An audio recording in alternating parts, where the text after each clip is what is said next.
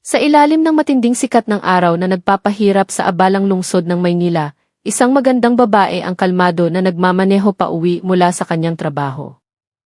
Minamaneho niya ang kanyang paboritong pink na scooter, nakapareho ng kulay ng suot niyang bestida. Subalit, sa isang iglap, nahagip ng kanyang mga mata ang isang biglaang checkpoint sa gitna ng kalsada. Huminto siya, tulad ng ibang mga motorista, at may kumpiyansang iniabot ang kanyang kumpletong mga dokumento. Ngunit sa isang dahilan na halatang gawa-gawa lamang, iginiit ng isang tiwaling traffic enforcer na bigyan siya ng tiket. Tumanggi siya, at bilang kapalit, inalok siya ng madali ang paraan, magbayad ng kotong fee o samahan ang enforcer sa isang hotel ngayong gabi. Nang marinig ito, nag-alab ang galit ng babae. Dinuraan niya ang mukha ng enforcer, at dahil sa matinding kahihiyan, sumabog ang galit ng lalaki. Kasama ang kanyang mga kasamahan, sinunog nila ang kanyang scooter sa gitna ng kalsada. Sa sandaling masaksihan iyon, hindi na napigilan ng babae ang kanyang sarili. Sa isang kisap mata, binugbog niya ang bawat isa sa mga enforcer hanggang sa sila'y bumagsak na halos walang malay sa mainit na aspalto. Sino nga ba talaga ang babaeng ito? Bakit mayroon siyang pambihirang tapang at kakayahan? Ating alamin ang buong kwento.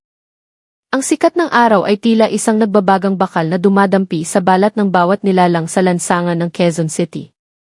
Ang asul na langit, na walang bahid ng ulap, ay parang nagkakait ng lilim sa mga nagmamadaling pedestrian at mga sasakyang nagsisiksikan. Ang aspalto ay naglalabas ng alon-alon na init, na nagpapanginig sa hangin, habang ang sabay-sabay na busina ng mga sasakyan ay lumilikha ng isang magulong simponya na tatak na ng kamay nilaan. Ang buong syudad ay parang isang higanting pugon, masikip, maalinsangan at puno ng tensyon. Ngunit sa gitna ng kaguluhang iyon, may isang kapayapaan na dahan-dahang gumagapang sa anyo ng mga tiyak na hakbang ng isang kabataang babae na katatapos lamang sa kanyang tungkulin. Ang init ng panahon ay hindi nakabawas sa kanyang sigla, sa halip, ito'y nagpatalas pa sa kanyang mga pandama. Lumakad siya ng may buong kumpiyansa, na para bang alam niyang ang araw na ito ay hindi isang ordinaryong araw. Ang araw ay nasa tapat mismo ng kanyang ulo, hudyat ng isang hindi magiliw na katanghalian. Ngunit para kay Ligaya, o mas kilala bilang Gia, ito'y isang pangkaraniwang tanawin lamang sa kanyang pang-araw-araw na gawain na palagi niyang isinasagawa ng may disiplina. Nagsisimula ng bumigat ang trapiko, ang mga tao'y nag-uunahan, ngunit nanatili siyang mahinahon. Walang sinuman ang mag-aakala na ang dalagang ito ay nagtatago ng isang bagay na mas malaki pa sa kanyang maninipis na ngiti. Sa likod ng pagod mula sa isang magdamag na shift, dala niya ang isang determinasyon na hindi matitinag. At sa araw na ito, ang tadhana ay naghihintay sa kanya sa isang kanto na hindi nakalayuan. Si Ligaya Reyes, isang 25 taong gulang na babae, ay pauwi na mula sa kanyang night shift. Ang kanyang mga mata, na may bahid ng pagod, ay naglalaman pa rin ng matalas na kislap, isang bakas ng pagiging alerto na hindi kailanman tuluyang namamatay. Pagkatapos ng kanyang trabaho, nagpalit siya mula sa kanyang uniforme, tungo sa isang komportableng kasuotan, isang malambot na pink na bestida na kabaligtaran ng magaspang na mundong kanyang ginagalawan. Kahit na ang kanyang katawan ay naghahanap ng pahinga, pinili niyang umuwi kaagad, tinatanggihan ang alok ng kanyang mga kasamahan na magkape muna. Kailangan kong umuwi, mahinang sabi niya. Ang kanyang boses ay kalmado ngunit may diin. May mas mahalagang bagay na naghihintay. At nang hindi na lumingon pa, lumakad siya patungo sa kanyang motorsiklo, handang harapin ang mga lansangang hindi natutulog. Ang susi ng kanyang motor ay marahang kumalansing, ang tanging tunog na pinagkakatiwalaan niya sa gitna ng ingay ng lungsod. Pinaandar niya ang makina sa isang sanay na kilos, at mabilis na isinuot ang kanyang itim na helmet. Ang kanyang mahabang buhok ay lumabas mula sa ilalim nito, hinahampas ng hangin habang siya'y nagsimulang umarangkada. Sa likod ng visor ng helmet, ang kanyang mga mata ay patuloy na nagmamasid sa paligid. Hindi dahil sa takot, kundi dahil sa nakasanayan. Bawat sulok ng kalsada, bawat estrangherong mukha, lahat ay nakatatak sa kanyang matalas na isipan. Alam niya na sa lungsod na ito, ang kapayapaan ay maaaring gumuho sa isang iglap. At marahil, ngayon ang araw kung kailan magbabago ang lahat. Ang suot niyang pink na bestida ay matamis tingnan at bumagay sa kulay ng kanyang motorsiklo. Ang tela nito ay magaan, komportable matapos ang maraming oras sa loob ng isang matigas na uniforme. Ang kulay rosas na iyon ay hindi lamang isang pagpili para sa itsura, kundi bahagi ng kanyang pagkakakilanlan, malambot sa labas, ngunit matatag sa loob.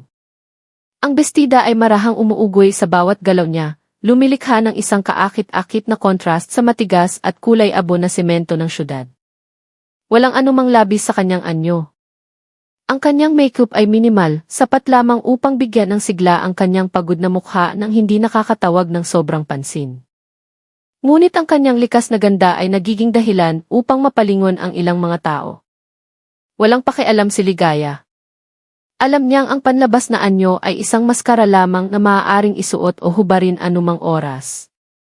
Ang pinaniniwalaan niya ay ang kahandaan, hindi lamang ang impresyon. Sa likod ng kanyang ngiti at pambabaeng kilos, nagtatago siya ng isang disiplinang militar na hindi nakikita ng karaniwang mata. Ang kulay rosas na iyon, para sa mundo sa labas, ay maaaring mukhang ordinaryo, ngunit para kay Ligaya, ito ay bahagi ng isang perpektong pagbabalakayo. Sinasadya niyang magmukhang isang ordinaryong dalaga na pauwi mula sa trabaho, pagod at sabik nang makarating sa bahay. Walang sinuman ang mag-aakala na sa likod ng matamis na anyo na iyon ay nagtatago ang isang nakamamatay na kakayahan sa pakikipaglaban. At sa araw na ito, ang kanyang anyo ay magiging isang hindi inaasahang sandatang psikolohikal. Ang kanyang Honda E6 scooter ay kulay rosas din, sumasalamin sa kanyang pagiging pambabae ngunit malaya. Ang sasakyang iyon ay hindi lamang isang paraan ng transportasyon, kundi isang tapat na kaibigan na laging handang samahan siya, umaga man o gabi. Inaalagaan niya ito ng mabuti, bawat linggo ay hinuhugasan, tinitingnan ang makina, at maingat na pinipili ang mga aksesorya. Isang maliit na sticker na hugis itim na pantera sa gilid ng kanyang helmet ay halos hindi napapansin. Ngunit para sa mga nakakaalam, iyon ay simbolo ng kanyang unit sa Special Forces. Dahan-dahan niyang pinaandar ang makina. Ang ugong nito ay pino, ngunit puno ng lakas. Umupo siya ng may tuwid na postura, ang kanyang mga kamay ay may buong kontrol sa manibela. Ang scooter ay marahang dumausdos sa gitna ng trapiko, maliksi na sumisingit sa pagitan ng mga kotseng na ipit. Ang kulay rosas nito ay kapansin-pansin sa gitna ng karaniwang itim, abo, at puti ng ibang mga sasakyan. Tila hinahamon nito ang paniniwala na ang lakas ay dapat palaging nasa anyo ng isang bagay na matigas at madilim. Para kay Ligaya, ang lakas ay nagmumula sa isang disiplinadong kahinahunan. Nagpatuloy siya ng may tiwala sa sarili, walang pag-aalinlangan. Na para bang alam niyang ang daan na kanyang tinatahak ngayon ay hindi lamang pauwi, kundi patungo sa isang bagay na mas malaki. At ang pink na scooter na iyon, tulad niya, ay handang harapin anumang darating. Ang itim na helmet ay tumatakip sa bahagi ng kanyang mukha, habang ang kanyang mahabang buhok ay malayang hinahampas ng hangin. Sinasadya niyang hindi itali ang kanyang buhok, hinahayaan itong malayang dumaloy sa kanyang likuran, hindi dahil sa kapabayaan, kundi bahagi ng kanyang estratehiya. Ang nakalugay na buhok ay nagbibigay ng impresyon ng pagiging kampante, hindi alerto. Na para bang siya ay isang ordinaryong babae lamang na pagod matapos magtrabaho magdamag. Ngunit sa likod ng helmet na iyon, patuloy na nagmamasid ang kanyang mga mata. Ang mga side mirror, ang motorista sa likuran, ang mga taong naglalakad sa bangketa, maging ang kilos ng kamay ng isang traffic enforcer sa malayo. Bawat detalye ay tahimik na ne-record, pinoproseso sa loob ng ilang segundo. Ang mainit na hangin ng tanghali ay humahaplos sa kanyang mukha sa pamamagitan ng siwang ng helmet, nagbibigay ng kaunting ginhawa habang ipinapaalala sa kanya na manatiling mapagmatsyag. At alam niya, sa syudad na ito, ang panganib ay maaaring magmula sa hindi inaasahang direksyon. Ang kanyang itim na buhok na kumikinang sa sikat ng araw ay lumilikha ng isang silweta na kaibahan sa kulay rosas ng kanyang motor. Para sa isang ordinaryong nagmamasid, siya ay isang magandang tanawin lamang sa gitna ng magulong kalsada. Ngunit para sa mga pamilyar sa mundo ng krimen o lihim na operasyon, ang ganitong anyo ang pinakapanganib. Dahil ang hindi inaasahan ay kadalasang siyang pinakanakamamatay. At alam na alam ni Ligaya ang kapangyarihan ng pagiging hindi kapansin-pansin kahit nasa gitna ng karamihan. Sa kalagitnaan ng kanyang paglalakbay pauwi, nahagip ng kanyang mga mata ang isang grupo ng mga tao sa gitna ng kalsada. Ang kanyang instingto ay agad na umilaw. hindi dahil sa takot, kundi dahil sa pagsasanay. Ang isang kumpulan ng tao sa tirik na tanghali ay hindi karaniwan, lalo na sa isang pangunahing interseksyon na karaniwang tuloy-tuloy ang daloy ng trapiko. Binagalan niya ang takbo ng kanyang motor. Ang kanyang mga daliri ay nakahanda sa preno. Ang kanyang katawan ay bahagyang nanigas, at mula sa malayo, nakita niya ang isang simpleng barikada. Ilang mga lalaking nakasuot ng uniforme ng traffic enforcer at mga nakahilerang sasakyan na nakahinto. Mukha itong isang ordinaryong checkpoint, ngunit may kakaiba siyang naramdaman. Walang opisyal na patrol car, walang opisyal na sinboard mula sa EG, at ang pinakakahina-hinala, walang radyong pangkomunikasyon sa kamay ng mga enforcer. Tinitigan ni Ligaya ng mas malapitan. Nanliit ang kanyang mga mata sa likod ng visor. Nakita niya ang mabilis na mga kilos, mga kamay na may isinisingit, at isang mapanlinlang na ngiti na lumitaw sa mukha ng isa sa kanila. Ang kanyang paghinga ay nanatiling kalmado, ngunit ang kanyang puso ay bahagyang bumilis. Hindi dahil sa kaba, kundi dahil sa adrenaline ng isang misyon na nagsisimula ng mabuksan. Alam niya na hindi ito isang ordinaryong checkpoint. Ito ay isang patibong. At tulad ng isang agila na nakikita ang kanyang biktima mula sa itaas, pinili ni Ligaya na pumasok, hindi bilang biktima, kundi bilang mga ngaso. Isang checkpoint ang tila isinasagawa sa pangunahing interseksyon. Isang maliit na tolda ang nakatayo ng tagilid na may banner na may nakasulat na Kioplan Tertib Lalo Lintas, nakupas na ang mga letra. Ilang mga enforcer ang nakatayo ng may kampanting kilos, hindi tulad ng mga tunay na alagad ng batas. Sila'y nagtatawanan, nagbibiruan, at paminsan-minsan ay tinitingnan ang mga babaeng motorista na may hindi magandang tingin. Sa paligid ng lokasyon, walang senyales ng koordinasyon sa mga kaugnay na ahensya. Walang mga unipormadong pulis mula sa G, walang mga GFIS camera, at kahit na mga opisyal na tiket ay wala. Ngunit para sa mga ordinaryong mamamayan, sapat na ang uniporme at batuta. Sila ay sumusunod. Walang naglakas loob na magprotesta, walang naglakas loob na magtanong. Lahat ay gusto lamang na mabilis na makaalis at magpatuloy sa kanilang paglalakbay. Ang hangin sa paligid ng checkpoint ay mas uminit. Hindi dahil sa araw, kundi dahil sa tahimik na tensyon na bumabalot sa bawat motoristang nakapila. Minamasdan ni Ligaya ang lahat mula sa malapitan. Nahuli ng kanyang mga mata ang bawat maliit na kahina-hinalang kilos. Alam niyang hindi ito tungkol sa batas trapiko, ito ay tungkol sa kapangyarihang inaabuso. Inihinto ni Ligaya ang kanyang motor tulad ng ibang mga sumusunod na motorista. Maayos niyang ipinarada ito sa pagitan ng ibang mga motor, saka dahan-dahang tinanggal ang kanyang helmet, hinahayaan ang kanyang buhok na malayang bumagsak sa kanyang mga balikat. Ang kanyang mga kilos ay kalmado, hindi nagmamadali na parabang siya ay isang dalaga lamang na gustong umuwi kaagad. Ngunit, sa likod ng katahimikang iyon, mabilis na nagtatrabaho ang kanyang isip, binibilang ang bilang ng mga enforcer, inoobserbahan ang kanilang posisyon, tinitingnan kung sino ang pinaka-agresibo at kung sino ang pinakamahina. Nakita niya ang isang batang ina na nanginginig na nag-abot ng pera at pinayagan ng umalis ng walang karagdagang inspeksyon. Isang estudyanteng lalaki ang pinilit na buksan ang kanyang bag na may kasamang masasakit na salita bago tuluyang pinayagan matapos iabot ang kanyang manipis na pitaka. Huminga ng malalim si Ligaya at kinuha ang mga dokumento ng kanyang sasakyan mula sa maliit na bag sa ilalim ng upuan. Ang mga dokumento ay maayos, kumpleto at lahat ay lehitimo. Hindi siya natatakot sa isang tunay na checkpoint. Ngunit sa araw na ito, alam niyang hindi ito isang checkpoint. Ito ay pangingikil na nagbabalakayong batas. At nagpasya na siya, sa pagkakataong ito, hindi siya mananahimik.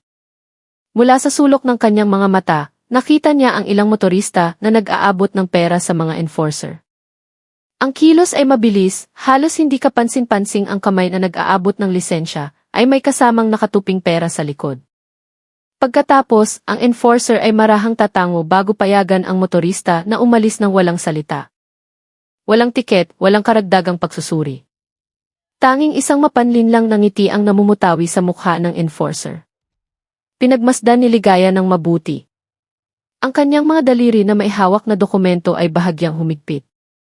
Alam niyang matagal nang nangyayari ang ganitong gawain, Ngunit ang makita ito ng harapan sa tirik na araw, sa gitna ng isang abalang kalsada, ay dahan-dahang nagpaalab sa kanyang galit. Ngunit hindi niya ito ipinakita. Ang kanyang ekspresyon ay nanatiling blanko, halos walang pakialam.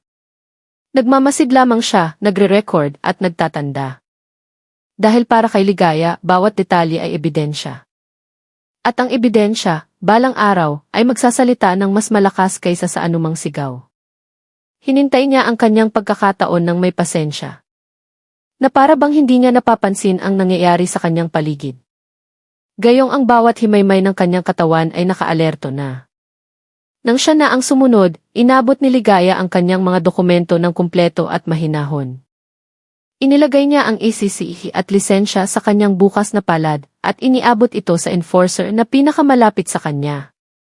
Ang kanyang kilos ay magalang, hindi mapanghamon, ngunit puno ng dignidad.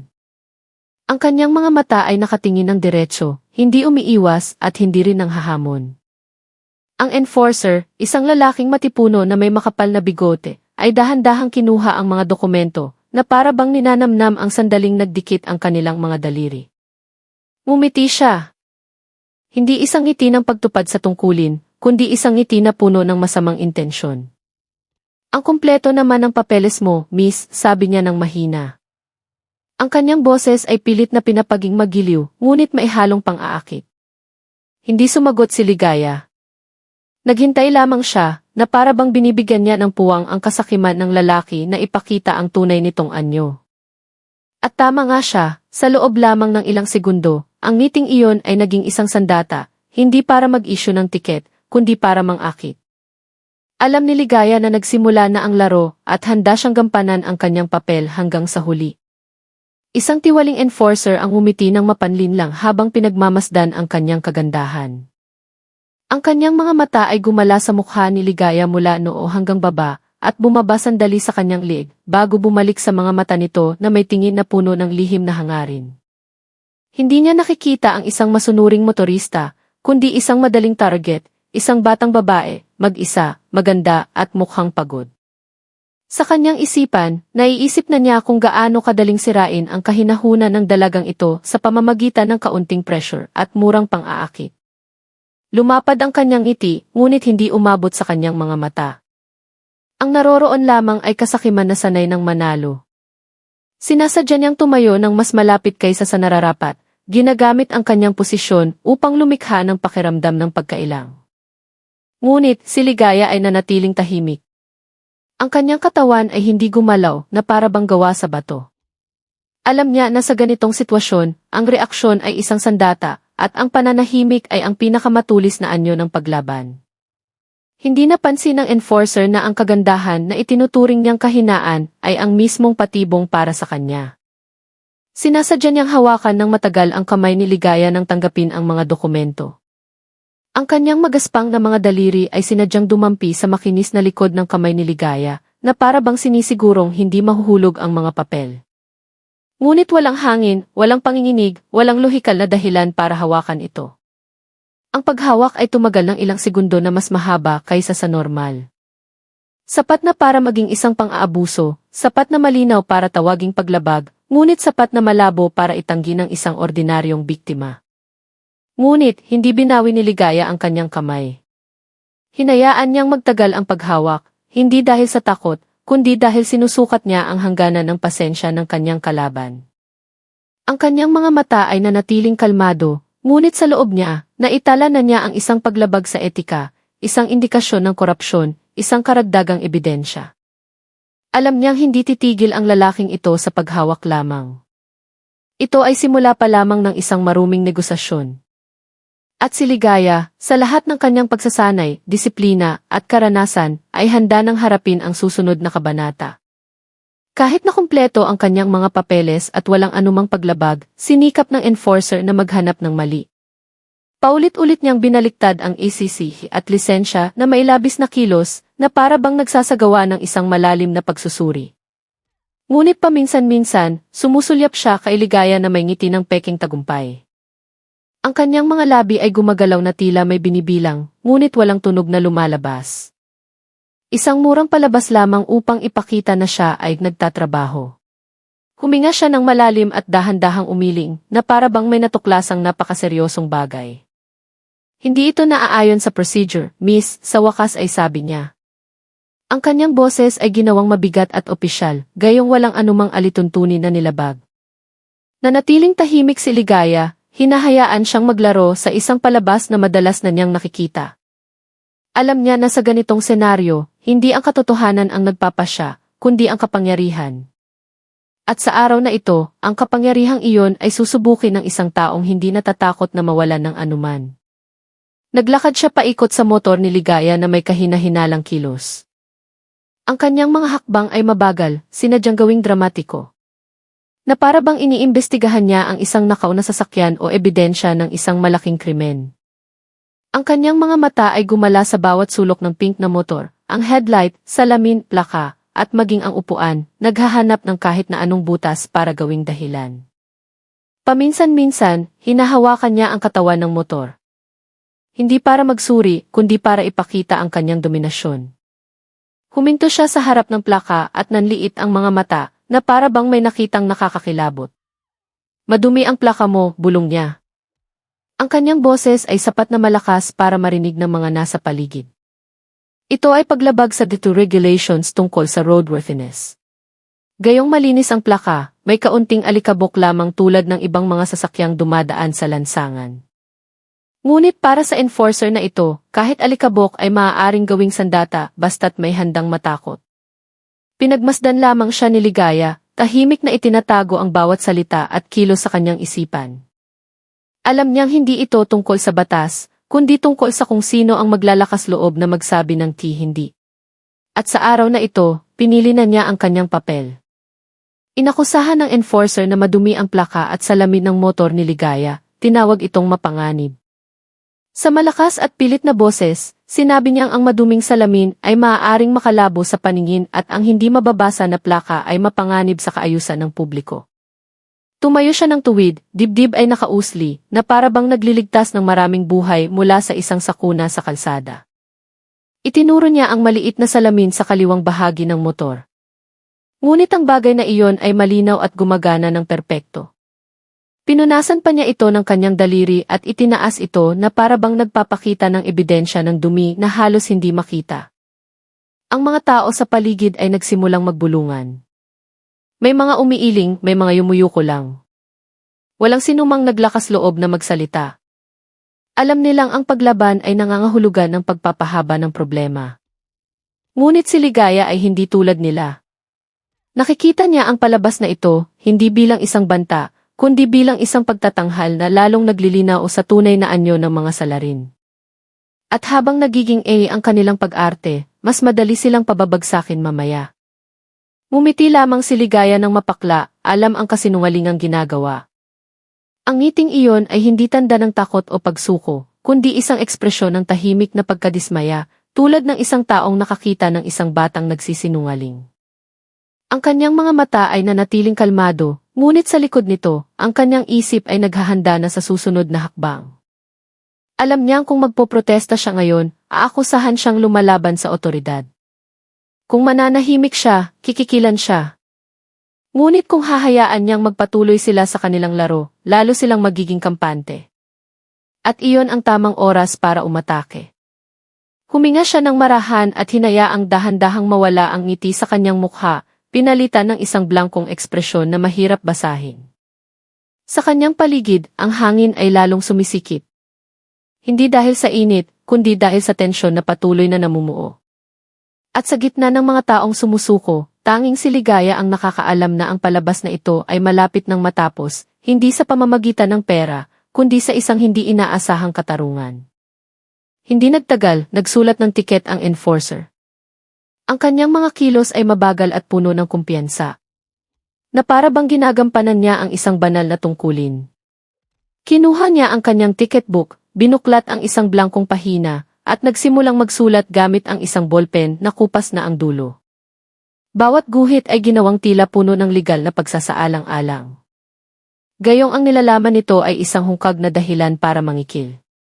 Paminsan-minsan, sumusulyap siya kay Ligaya, naghihintay ng reaksyon, marahil takot, marahil pakiusap, o kahit na pagkatranta. Ngunit si Ligaya ay nakatayo lamang sa tabi ng kanyang motor. Kalmado, ang kanyang mga kamay ay nakababa. Ang kanyang mga mata ay sumusunod sa kilos ng kamay ng enforcer nang hindi kumukurap. Hindi siya nagmakaawa, hindi nagprotesta, at hindi nagpakita ng anumang emosyon. Para sa kanya, ang tiket na iyon ay hindi isang banta, kundi isang piraso ng papel na malapit nang mawala ng saysay.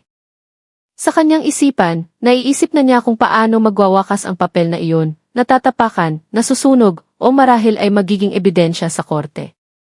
Pinagmasdan ni Ligaya ang paligid at nakita ang parehong gawain na nangyayari sa ibang mga motorista. Sa kaliwa, isang driver ng tricycle ang pinipilit na ibigay ang mga barya mula sa kanyang manipis na pitaka. Ang kanyang mukha ay maputla ngunit sumuko. Sa kanan, isang estudyanteng babae ang nakayuko sa hiya habang hinahawakan ng isa sa mga enforcer ang kanyang braso habang tinitingnan ang kanyang lisensya. Sa dulo ng pila, isang may edad na lalaki ang nag-abot ng 50 piso na may nanginginig na kamay at mabilis na umalis. Na para bang nakaligtas mula sa parusang kamatayan. Lahat ay nangyayari sa katahimikan, sa isang nakasanayang takot. Walang naglakas loob na mag-record, walang naglakas loob na magsalita. Ngunit nakita ni Ligaya ang lahat, at sa kanyang puso, napagtanto niyang hindi ito isang opisyal na checkpoint, kundi isang organisadong iligal na operasyon. Ito ay hindi pagpapatupad ng batas, kundi pangingikil sa ilalim ng uniforme. At sa gitna ng mga taong yumuyuko, isa lamang ang walang balak yumuko sa araw na ito. Huminga ng malalim si Ligaya at nagpasya. Tama na ang palabas na ito. Oras na para magsalita ang katotohanan sa sarili nitong paraan. Sa kanyang isipan, napagtanto niyang hindi ito isang opisyal na checkpoint, kundi isang iligal na operasyon. Walang anumang senyales ng isang koordinadong operasyon, walang mission order, walang mga opisyal mula sa lalo na, walang superbisyon mula sa mas mataas na command. Ang naroroon lamang ay isang grupo ng mga taong nakasuot ng uniforme na ginagamit ang kamangmangan ng mga tao para mangolekta ng pera. Alam na alam ni Ligaya ang pagkakaiba ng isang lehitimong checkpoint at isang gawaing preman na nagpapanggap na otoridad. Minsan na siyang nagsanay ng isang team para makilala ang mga senyales nito, at sa araw na ito, lahat ng senyales ay naroroon. Random na lokasyon, basta-bastang procedure, ang mga target ay pinipili batay sa itsura, at ang pinakamalinaw, walang transparency. Tiningnan niya ang mga takot na mukha sa kanyang paligid at naramdaman ang isang bagay na tumitigas sa kanyang dibdib. Hindi galit kundi determinasyon. Kung walang maglalakas loob na itigil ito, hayaan siyang gawin ito. Hindi bilang biktima, kundi bilang tagapagtanggol para sa mga walang boses. Tumanggi siyang tanggapin ang tiket at sinabing wala siyang anumang kasalanan. Sa isang kalmado ngunit matatag na boses, sinabi ni Ligaya, wala akong nilabag na batas. Kumpleto ang mga papeles ko. Roadworthy ang sasakyan ko. Illegal ang checkpoint na ito. Ang mga salitang iyon ay malinaw na narinig sa gitna ng karaniwang tahimik na karamihan. Ilang mga tao ang napigil sa paghinga, ang kanilang mga mata ay nanlaki. Na para bang nasaksihan nilang may humamon sa isang bagyo. Ang enforcer na may hawak na tiket ay natigilan sandali, saka dahan-dahang lumingon kay Ligaya na may ekspresyong nagbago mula sa kumpiyansa tungo sa pagkagulat at galit. Bihirang may maglakas loob na magsalita ng ganoon. Lalo na isang dalaga, mag-isa, na nakasuot ng simpleng bestida. Ngunit hindi umurong si Ligaya. Tumayo siya ng tuwid. Hindi yumuko, hindi umiwas ng tingin. Para sa kanya, ang katotohanan ay hindi tungkol sa dami ng taong nasa iyong panig, kundi tungkol sa tapang na sabihin ito. At sa araw na ito, sa gitna ng mainit at puno ng takot na kalsada, pinili niyang maging ang boses na hindi mabibili. Nainsulto at nagalit ang enforcer at itinaas ang kanyang kamay para sampalin siya. Namula ang kanyang mukha, tumigas ang kanyang panga, at ang kanyang mga mata ay nag-aapoy sa nasaktang galit. Hindi dahil sa katarungan ang nilabag, kundi dahil sa kanyang otoridad na hinamon sa publiko. Hindi siya sanay na sinasalungat, lalo na ng isang dalaga na sa tingin niya ay dapat sumunod at yumuko. Nang walang pag-iisip, itinaas niya ang kanyang kanang kamay, handang ibaba ang isang sampal na magtuturo kay Ligaya na gumalang. Ang kanyang kilos ay magaspang, puno ng emosyon, at hindi lamang para manakit, kundi para manghiya. Ilang mga tao ang mahinang sumigaw. May mga pumikit habang ang iba ay umurong. Lahat ay alam kung ano ang mangyayari, ngunit walang sinumang naglakas loob na pumigil. Ang hangin ay tila nagyelo, bumagal ang oras, at lahat ng mata ay nakatuon sa kamay na iyon. Bago pa man dumapo ang sampal sa kanyang pisngi, mabilis na sinalag ni Ligaya ang atake. Ang kanyang kilos ay mabilis, tiyak at kalmado, tulad ng itinuro sa kanya sa loob ng maraming taon ng pagsasanay. Sinalo ng kanyang kaliwang kamay ang pulso ng enforcer sa ere, pinipigilan ito ilang sentimetro lamang mula sa kanyang mukha. Walang sigaw, walang labis na kilos, isang matatag na galaw lamang na nagpaatras sa kanyang kalaban. Nagbago ang ekspresyon ng enforcer mula sa galit tungo sa pagkagulat. Tapos hiya. Marahas niyang hinila ang kanyang kamay. Na para bang nahawakan ng isang bagay na kasuklam-suklam. Gayong ang humawak lamang ay ang katotohanang hindi niya matatalo sa pamamagitan ng karahasan. Ang mga tao ay natigilan, napigil ang kanilang hininga. Walang sinuman ang nag-akala na ang dalagang nakapink ay maglalakas loob, lalo na't lalaban. Ngunit hindi doon tumigil si Ligaya. Nanatili siyang nakatayo. Kalmado, handa, dahil alam niyang ang sampal na iyon ay simula pa lamang ng galit na malapit ng sumabog at handa na siyang harapin ito. Gaano man karami sila. Nang makita ang kanyang ginawa, lalong nagalit ang enforcer, ngunit sinubukan niyang pigilan ang kanyang emosyon. Mabilis ang pagtaas at pagbaba ng kanyang dibdib. Nanginginig ang kanyang kamay, pinipigilan ang pagnanasang umatake muli. Ngunit napansin niyang nagsisimula ng mag-usisa ang mga tao, at ang ilan ay naglabas na ng kanilang mga cellphone. Ayaw niyang mapahiya sa harap ng kanyang mga kasamahan, lalo na sa harap ng mga taong palagi niyang kontrolado sa pamamagitan ng takot. Kaya sa halip na sumabog sa galit, pumili siya ng ibang sandata, isang mas malupit na tahimik na banta. Dahan-dahan siyang lumapit kay Ligaya. Ang distansya nila ay sobrang lapit na halos maramdaman na niya ang hininga nito. Nanliit ang kanyang mga mata, ibinaba ang kanyang boses hanggang sa sila na lamang ang nakakarinig. Alam niyang ang pisikal na karahasan ay maaaring ma-record, ngunit ang masamang pang-aakit at lihim na banta ay mas mahirap patunayan. At dito niya naramdaman na siya ang pinakamakapangyarihan sa pagitan ng pamimilit at pagpili. Pabulong niyang inalok ang isang madali ang solusyon. Magbayad ng 2,000 piso o sumama sa hotel. Ang kanyang boses ay mahina, mapanlin lang, puno ng paniniwalang susuko si Ligaya. Kung ayaw mong maabala, magbayad ka na lang ng 2,000. Ayos na iyon. Huminto siya sandali.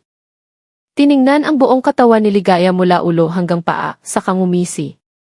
O kaya, samahan mo ko sa hotel. Tatanggalin ko tong tiket mo. Ang banta ay inihatid na para bang nagbibigay ng regalo, hindi namimilit. Sigurado siyang, tulad ng daan-daang babae noon, pipiliin ni Ligaya ang pinakamadaling daan, magbayad o sumuko. Ngunit nagkamali siya. Hindi niya alam kung sino ang babaeng nasa harapan niya. Hindi niya alam na sa likod ng kahinahunan na iyon ay nagtatago ang isang bakal na hindi kayang baluktutin ng pera, banta, o mababang pagnanasa. At sa sandaling matapos siyang magsalita, sumagot si Ligaya. Hindi sa pamamagitan ng salita, kundi sa isang kilos na nagpayelo sa kanyang dugo. Agad na dinuraan ni Ligaya ang mukha ng enforcer bilang isang matatag na pagtanggi. Ang dura ay tumama mismo sa kanyang kaliwang pisngi, dahan-dahang dumaloy sa balat na namumula sa galit at hiya. Walang pag-aalinlangan, walang takot, isang purong ekspresyon lamang ng dignidad na hindi matatawaran. Ang kilos ay simple ngunit puno ng kahulugan. Ito ay hindi lamang isang pagtanggi sa isang maruming alok, kundi isang insulto sa buong bulok na sistemang kinakatawan niya. Ang mukha ni Ligaya ay nanatiling kalmado. Ang kanyang mga mata ay nakatingin ng diretsyo, na para bang ginawa niya ang pinakanatural na bagay sa mundo. Ngunit para sa enforcer na iyon, ang dura ay hindi ordinaryong likido. Ito ay isang sampal na mas nakakahiya pa kaysa sa pisikal na suntok. Natigilan siya sandali. Itinaas ang kamay para punasan ito, ngunit ang kanyang katawan ay nanginginig sa hindi mapigilang galit. Sa kanyang paligid, ang mga tao ay napigil sa paghinga.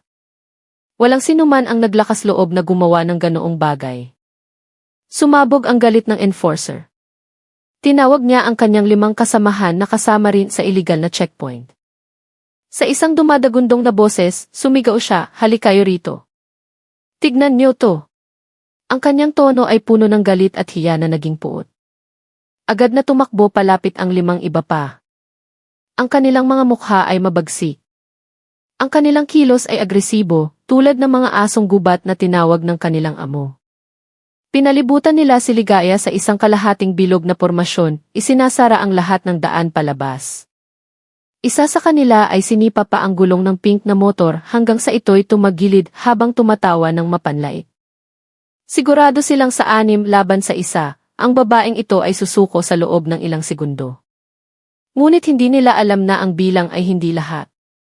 Hindi nila alam na sa gitna ng kanilang bilog ay nakatayo, hindi isang biktima, kundi isang maninilang naghihintay ng tamang sandali. At ang sandaling iyon, kung kailan sila ang pinakamakapangyarihan sa kanilang tingin, ay ang sandaling sila ang pinakamahina.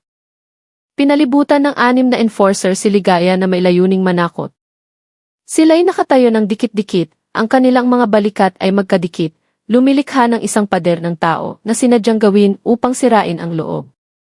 Isa sa kanila ay tumawa ng magaspang. Ang isa naman ay dumura sa lupa. Habang ang kanilang lider, na may dura pa rin sa pisngi, ay tinitigan si Ligaya na may mga matang puno ng paghihiganti. "Sino ka ba sa akala mo?" Para duraan ang isang alagad ng batas, sigaw niya, nanginginig ang boses sa galit na napakalaki para pigilan. Inaasahan nilang makikita ang takot sa mukha ni Ligaya, na siya iiyak, magmamakaawa, o kahit na umurong. Ngunit ang nakuha lamang nila ay katahimikan at isang pares ng mga matang kalmado, matalas at hindi mabasa. Sa gitna ng bilog na iyon, nakatayo si Ligaya na parang isang bato sa gitna ng bagyo. Tahimik, matatag at hindi natitinag. Nanatiling kalmado si Ligaya, hindi nagpapakita ng anumang takot. Ang kanyang paghinga ay matatag, ang kanyang postura ay relax ngunit alerto. Ang kanyang mga kamay ay nakababa sa kanyang tagiliran ng walang paninigas. Wala siyang sinabi, hindi sinubukang tumakas, at hindi rin yumuko. Ang kanyang mga mata ay isa-isang tiningnan ang kanilang mga mukha, kinikilala, inaalala, sinusuri. Alam niya kung paano sila kumilos, kung paano sila magsalita, maging kung paano sila huminga. Sila ay hindi mga sundalo, hindi mga mandirigma, kundi mga preman lamang na nakasuot ng uniforme na sanay manalo dahil takot ang kanilang kalaban. Ngunit sa araw na ito, ang kanilang kalaban ay hindi takot.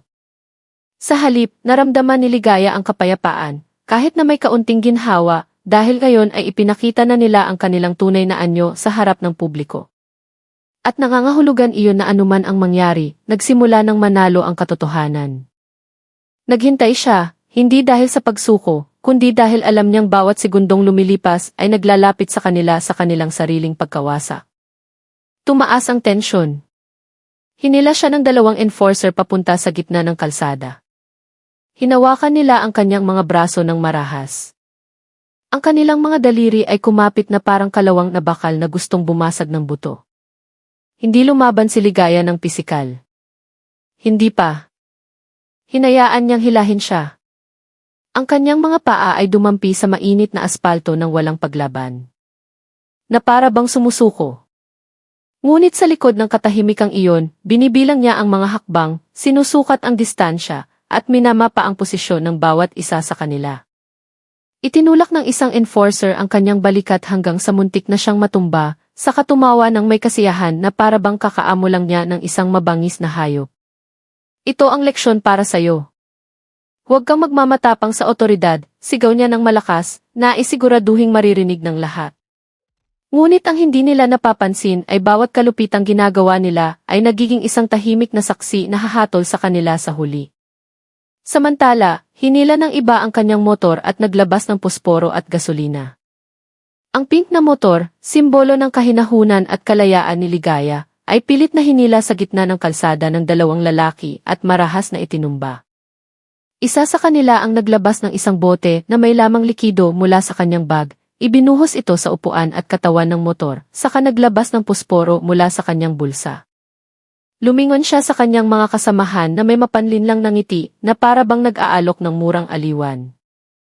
Hayaan niyo siyang makita ang mangyayari kapag lumaban, sabi niya, saka sinindihan ang posporo. Isang maliit na apoy ang sumiklab at inihagis sa motor na basa na ng nasusunog na likido.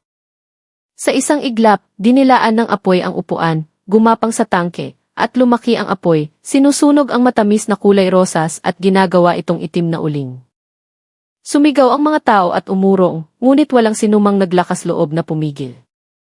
At sa gitna ng naglalagablab na apoy, si Ligaya ay nakatingin lamang, tahimik, ngunit may galit na nagsisimulang mag-alab sa kanyang dibdib. Ang mga tao sa paligid ay nakatingin lamang ng may takot. Kahit na ang ilan ay nagre-record ng pangyayari, nakatayo sila sa gilid ng kalsada.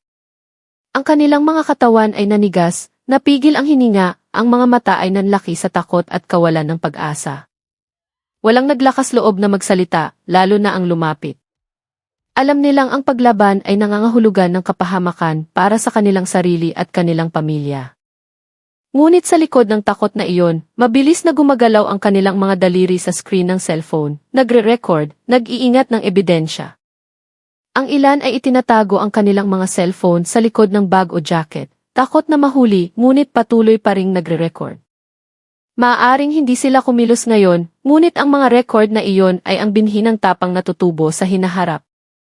Sa gitna nila, isang ina ang mahigpit na yumakap sa kanyang anak, isang lolo ang yumuko habang nagdarasal, at isang binatilyo ang kumagat sa kanyang labi hanggang sa dumugo. Lahat ay nakakaramdam ng hiya, galit, ngunit walang magawa. At sa gitna ng mga taong iyon, isa lamang ang hindi nakakaramdam ng takot, si Ligaya. Nang walang anumang pagsisisi, sinunog ng mga enforcer ang pink na motor ni Ligaya sa gitna ng kalsada. Mabilis na kumalat ang apoy, itim na usok ang umakyat sa mainit na langit, lumilikha ng isang madilim na anino sa mga mukha ng mga taong natigilan.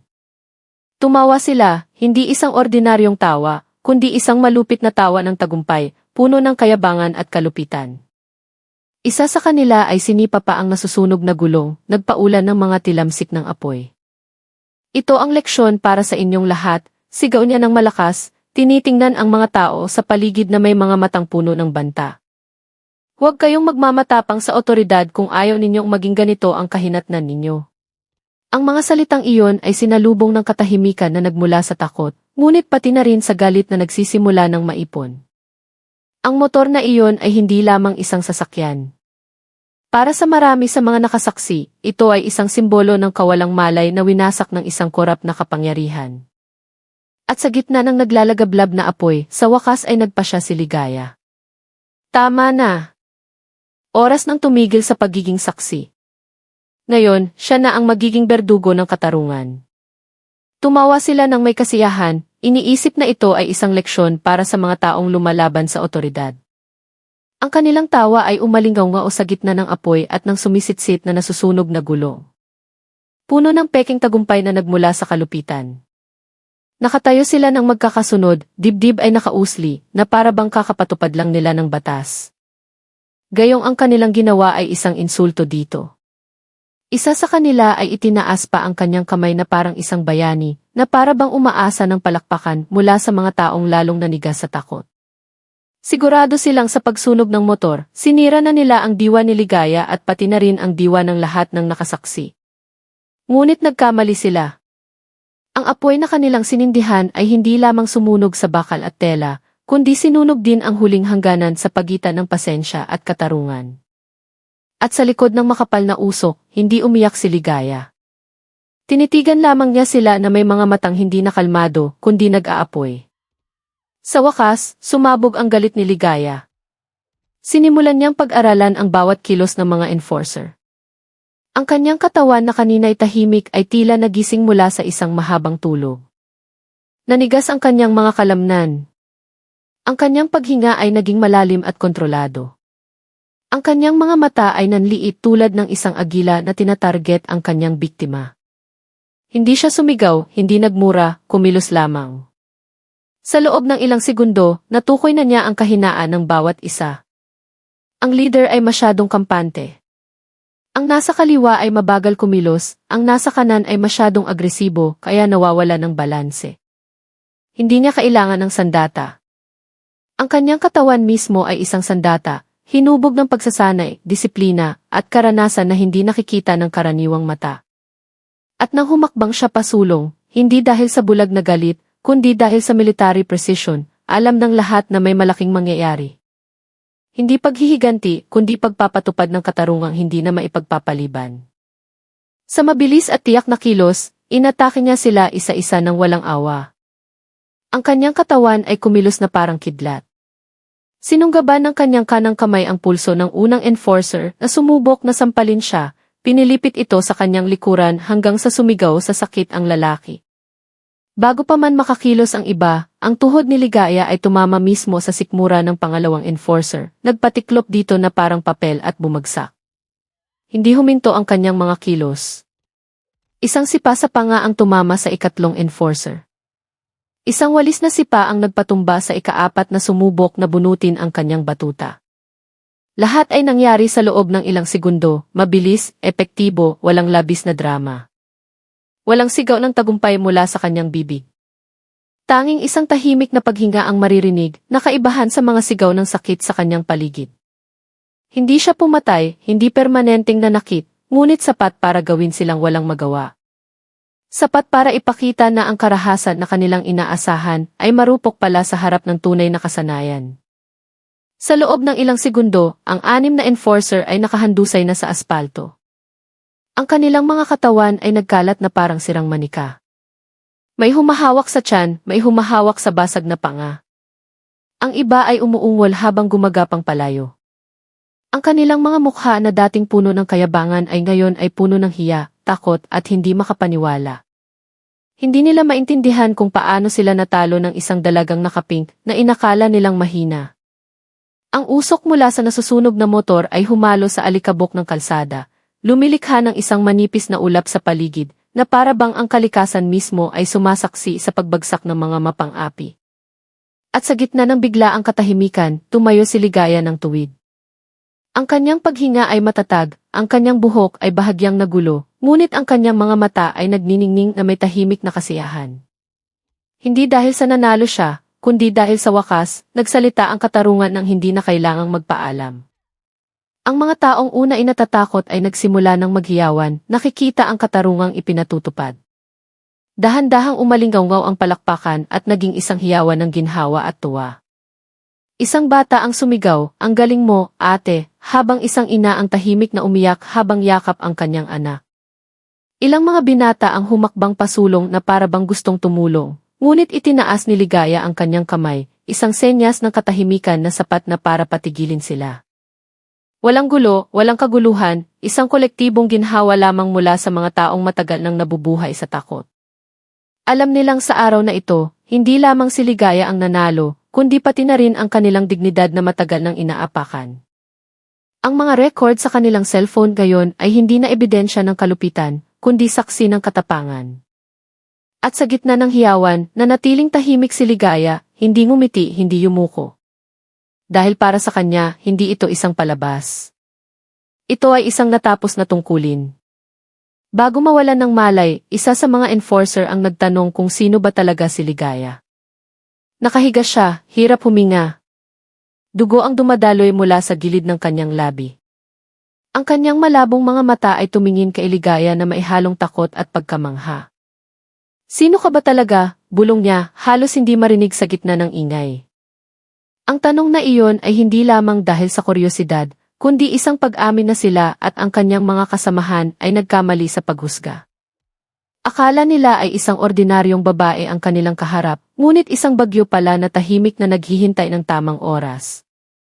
Ngunit hindi sumagot si Ligaya. Tiningnan lamang niya ito sandali saka tumalikod. Na para bang ang tanong ay hindi karapat-dapat sagutin. Para sa kanya, ang pagkakakilanlan ay hindi para ipagyabang. Isa lamang siyang instrumento, hindi isang bayani. At sa sandaling iyon, kinuha niya ang kanyang cellphone mula sa bulsa ng kanyang bestida, pinindot ang isang numero, at nagsalita ng may kalmadong boses na kaibahan sa kaguluhan sa paligid. Hindi sumagot si Ligaya, sa halip ay agad niyang tinawagan ang kanyang superior at iniulat na tapos na ang misyon. Lumayo siya ng ilang hakbang mula sa mga tao. Ang kanyang boses ay mahina, ngunit malinaw na narinig sa biglaang katahimikan. "Commander, target neutralized. Location secured as planned," sabi niya ng maikli, walang emosyon. Na para bang katatapos lang niya ng isang administratibong gawain. Sa kabilang linya, isang salita lamang ang sagot. Roger. Walang papuri, walang hiyawan, isang profesional na pagkilala lamang sa isang natapos na trabaho. Ibinalik ni Ligaya ang kanyang cellphone sa bulsa at tumayo ng tuwid. Tumingin siya sa langit sandali bago bumalik ang tingin sa mga enforcer na ngayon ay nakahandusay na.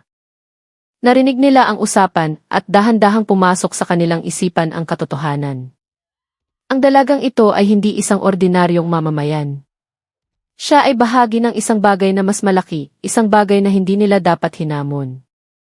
Hindi nagtagal, isang grupo ng mga tunay na pulis ang dumating, sumaludo sa kanya, at inaresto ang mga tiwaling enforcer na kalaunan ay pinarusahan ayon sa batas. Mga patrol car ang pumasok sa lugar na may umiilaw na mga ilaw na asul, ngunit walang sirena. Na para bang ang kanilang pagdating ay matagal nang nakaplano. Ang mga opisyal na may kumpletong uniforme at opisyal at sapa ay mabilis na siniguro ang 6 na enforcer. Isang mataas na opisyal ang bumaba mula sa unang kotse, lumakad ng tuwid patungo kay Ligaya, at nagbigay ng isang perpektong saludo. Salamat, Sergeant Reyes, sabi niya ng mahina, sapat na malakas para marinig ng mga dapat makarinig. Natigilan ng mga tao, hindi makapaniwalang ang dalagang nakapink ay isang miyembro pala ng Special Forces ng Hukbong Katihan. Mabilis na isinagawa ang paglilitis, pinamunuan ng isang hukom na hindi masusuhulan. Sa tulong ng mga viral na video at ang testimonya ni Ligaya bilang pangunahing saksi, ang mga enforcer ay hinatulan ng 5 taong pagkakakulong, tinanggal sa serbisyo ng may kahihiyan at pinagmulta ng tig-100,000 piso. At sa araw na binasa ang hatol, walang sumigaw dahil ang tunay na katarungan kapag naipatupad ay hindi nangangailangan ng palakpak. Sapat na ang katahimikan at ang magaang pakiramdam na dumadaloy sa dibdib ng bawat isa na dating natatakot. Sa pagtatapos ng kwentong ito, may isang aral na dapat nating pagnilayan. Ang katarungan ay hindi palaging nagmumula sa inaasahan nating lugar, at ang tunay na tapang ay madalas na isinilang mula sa isang tahimik na dignidad. Huwag kailanman maliitin ang sinuman batay sa kanilang panlabas na anyo.